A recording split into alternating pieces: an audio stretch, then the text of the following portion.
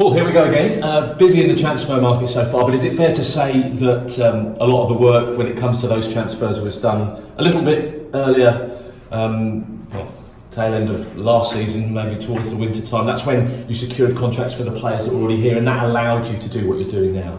Yeah, I've always maintained recruitment is twofold. It's looking at new players and trying to find the right balance in your side or squad.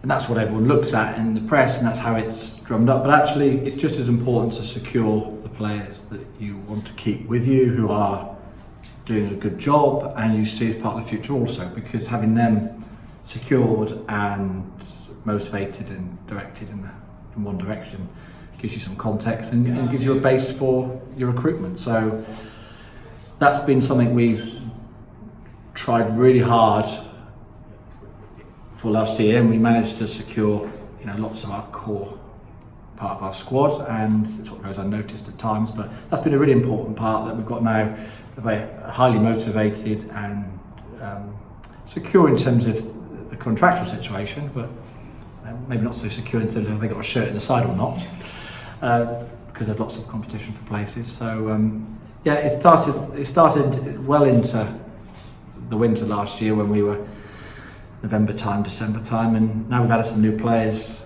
to the squad. I'm enthused about how the squad is looking.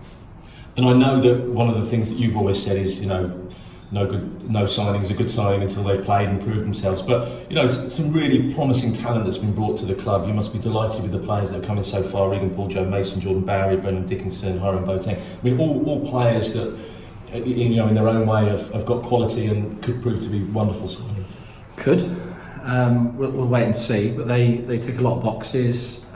They've all had a different path to this point, so they've all got a different story and a different set of factors that might be motivating them. But essentially, they fit into the pattern of how we've played our football over the last 10 months. They fit into a young, athletic-looking squad. There needs to be place for some senior players, some experience, some young raw talent, which we've got. But we've also we've looked at players that have come in there. You mentioned who have all got experience and have got a very good reason to be motivated, and I think they'll fit in very well.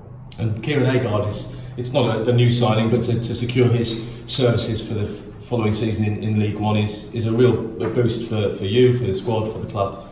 Yeah, we're really pleased. Kieran's got a smile on his face. I'm assuming he's pleased too.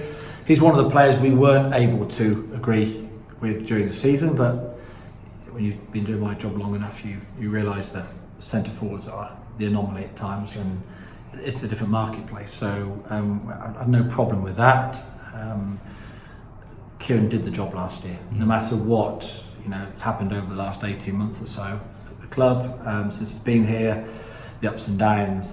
He maintained a perfect attitude throughout the whole of last year. He was an example to everybody how to conduct yourself and try and push and deal with the disappointment of a relegation, and literally just get your head down and work really hard. He had a really good season, scored lots of goals, was a main engine of our train at the front of the pitch, and he's entitled to look at his options when you train and play that hard for your club. He's done that, and I'm really pleased he's back with us. You've blown that perception out of the water, really. There's this, I think, perception in football that if a player decides that he might want to test the waters elsewhere and see whether there's contracts or clubs that he can move to after having such a season that he has, that it would annoy, it would upset, it would ostracise him from the club that he's at. But it's not the first time you've done that. You've blown that out of the water. You understand that players need to do that, right? Absolutely, and we have. I mean, if I was writing a book on management, I think the first chapter would be compromise. You always have to empathise with the other person and try to find a middle ground. Mm-hmm. And as long as you communicate and people are genuine and properly intended and try really hard, then we can work together. Kieran's just a really good example of just because someone wants to look at their options. We all do. I mean, wherever you work, you've got, and if you sign a contract, if that player gets injured, we pay him. If I don't pick him, he gets paid, but we assume he's going to still try hard. And if he wants not to sign a new contract and go to the end of it, he's entitled. That's what contracts are for. Mm-hmm. And we all did our very best for each other, and there's only good come from it, and we have to compromise.